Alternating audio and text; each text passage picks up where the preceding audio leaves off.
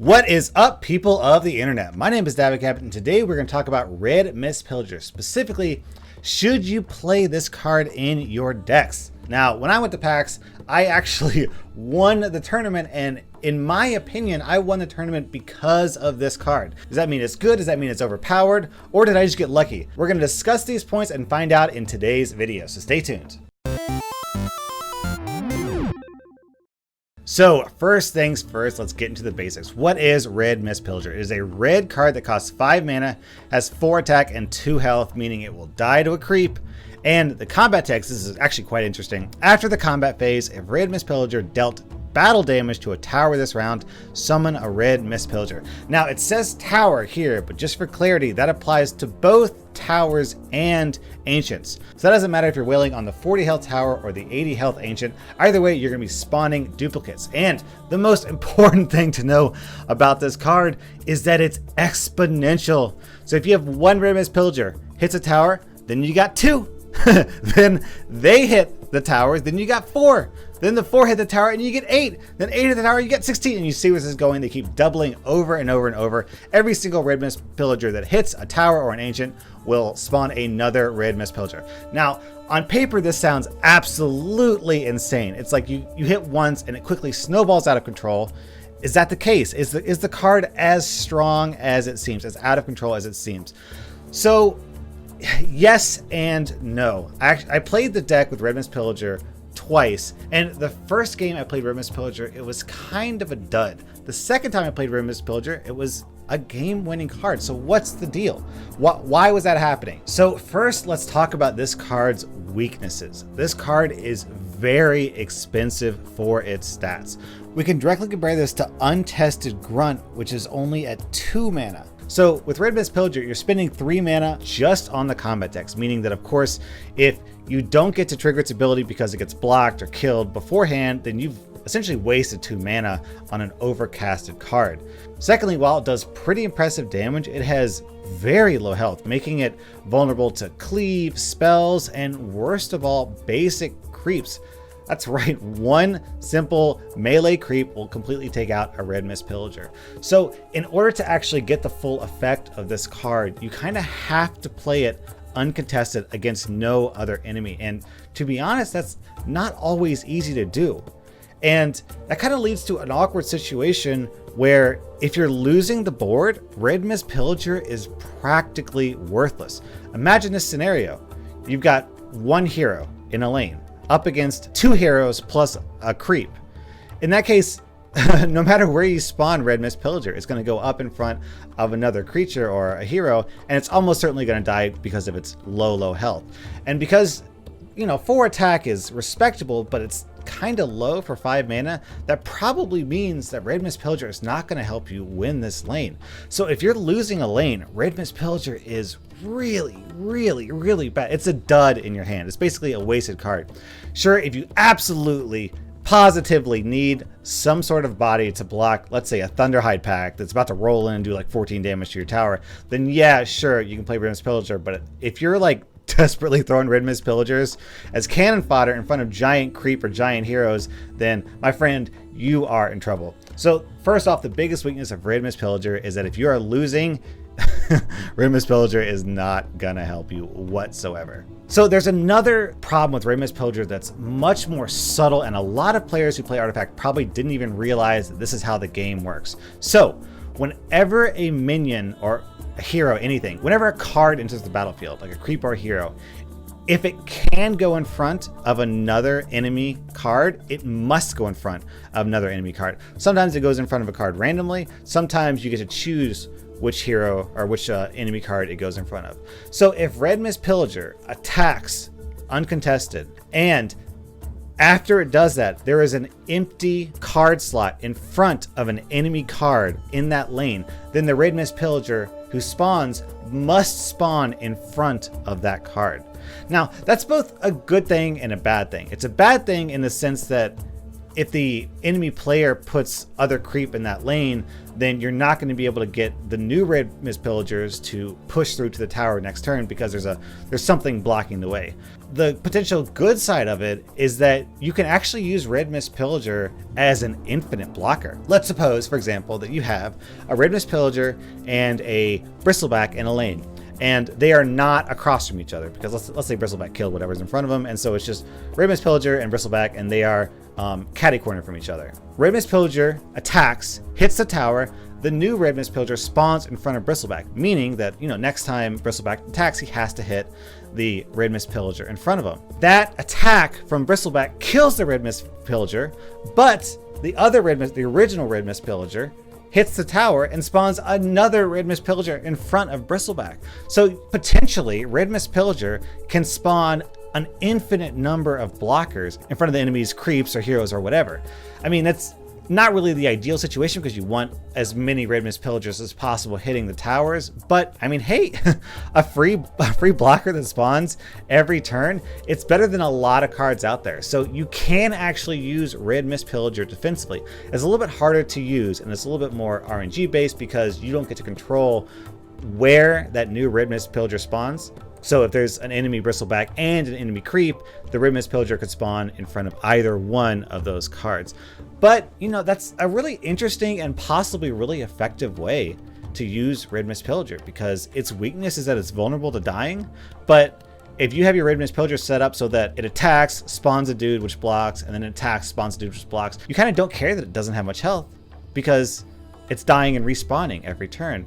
So it does have defensive potential, but honestly, it's not that high and a little bit difficult to use. The last weakness of this card is that even if you do play Red Mist Pillager in front of an empty card slot, so the enemy doesn't have anything in front of it, there's a chance that the arrows can point it to the left or the right and potentially hit something else instead of the tower. So it is possible that you could get screwed by RNG. I mean, you put it in front of an empty slot, you hope it goes for the tower, but the dice are against you and it goes left or right and it hits a hero or something else instead, and you miss that free spawn, giving your opponent another opportunity to deal with him next round before he goes out of control.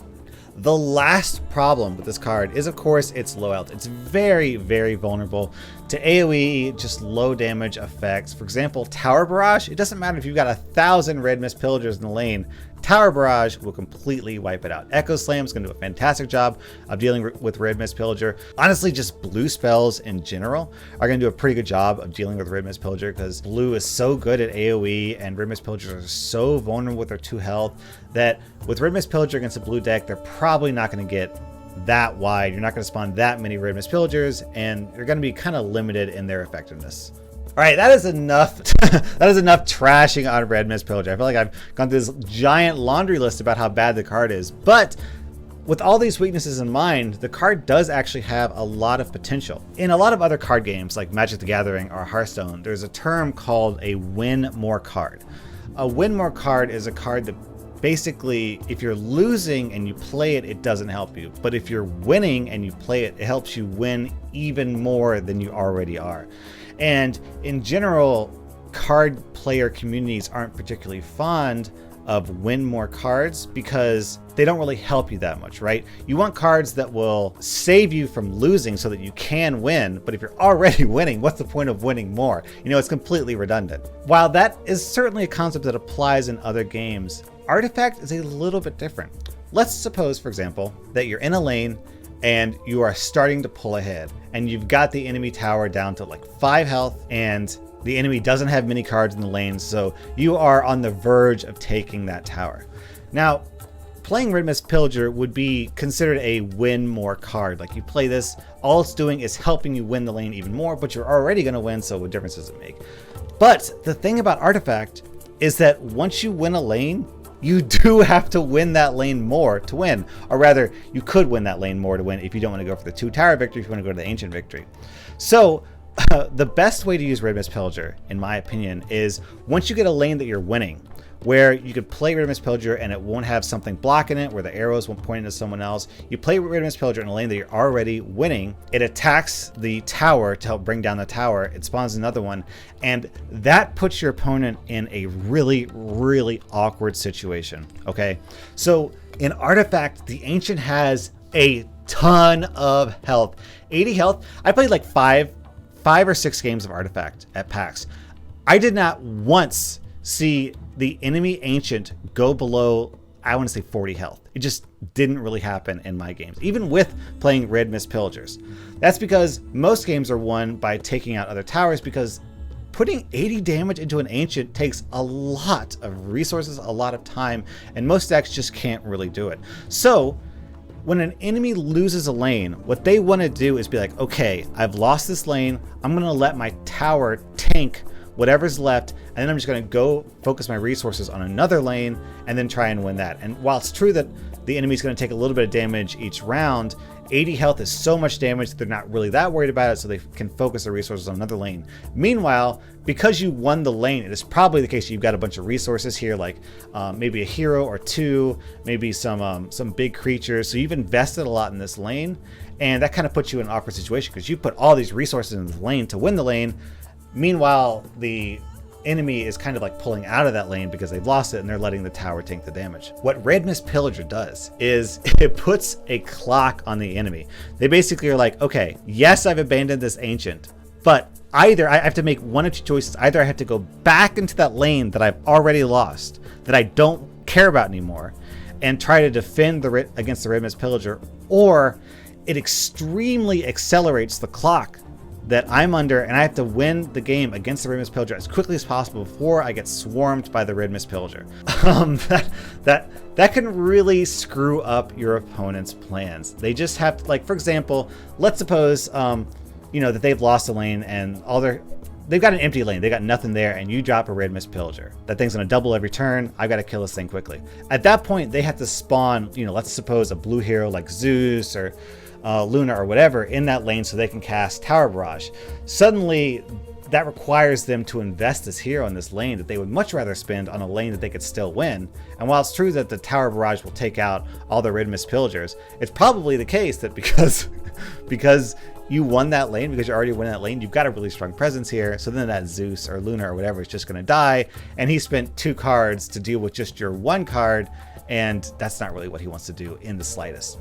So Red Mist Pillager can really screw up your enemy's resources and force him to deal with a card that he doesn't have to deal with. That is exactly what happened at PAX, okay, with me in the last game.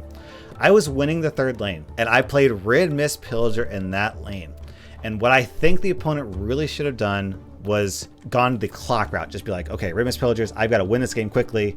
I can't deal with them. Let's just like quickly burn down the enemy towers, and that's my best chance at winning. But he didn't do that. Instead, he teleported Lycan over that lane, played 2 or 3 cards in that lane to kill off the Red Mist Pillagers, which he did successfully. I mean, he did it. Between his Lycan and the Reptile Convoys, he did kill the Red Mist Pillagers that had spawned in that lane. But by moving Lycan, by playing all those creature cards in that lane that he had already lost, he weakened his other 2 lanes, leaving those open and vulnerable for my heroes to push through and secure the victory. So yes, Red Mist Pillager is a win more card, but in a game where you can win by winning twice, a win more card can actually be extremely powerful and extremely useful, because it shifts the typical dynamic that exists between a losing lane and a winning lane, and makes a losing lane valuable to the enemy player. So in my opinion, that's one of the best ways to use Red Mist Pillager. So should you play Red Mist Pillager? In my opinion, yes. It is a good card with very pronounced strengths and very pronounced weaknesses.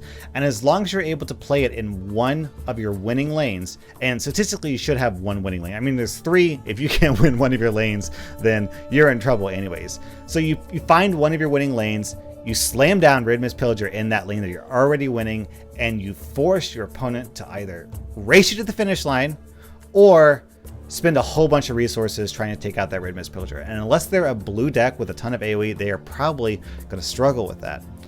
You just got to understand that there's going to be games, like if you put Red Mist Pillager in a deck, there are absolutely going to be games that you lose because you draw Red Mist Pillager and you're looking at a losing lane, and Red Mist Pillager isn't going to help you in the slightest. You're up against Axe, Bristleback, and a Thunderhide pack. and you're just like, well, I guess I'll put Red Mist Pillager in front of one of them. He's not going to do crap to them because he only deals 4 damage. He's going to die, and I've wasted 5 mana and a card, preventing practically nothing. There are going to be times like that. So if you want consistency, Red Mist Pillager probably isn't the best option, but if you like flashy, explosive finishes, then Red Mist Pillager is absolutely the way to go. I am really looking forward to playing this card. I think it's strong enough to include in some decks. I don't know if I would include 3 copies. 3 copies seems a bit high, because really you only need 1 Red Mist Pillager hitting a tower to start pressuring it. So I think, you know, maybe like 2 would be enough. 1, I don't know if you would draw it consistently enough. Kind of depends on I guess if you've got any card draw in the deck, maybe. But I don't want to fill my deck with too many win more cards, because if all the cards in my deck are based around winning more, then if I'm losing a lane, none of my win more cards are going to help me. So I think probably 2 copies of this card max would be the ideal situation for me. But of course, I'll have to test it out once November rolls around and I get a chance to experiment with the deck. So we'll see. But in general, I think 1 or 2 copies of this card would probably be sufficient. So that's it for this video. Let me know your thoughts. Are you planning on playing Red Mist Pillager? Let me know why down in the comments below. Thanks so much for watching. Dabicab out.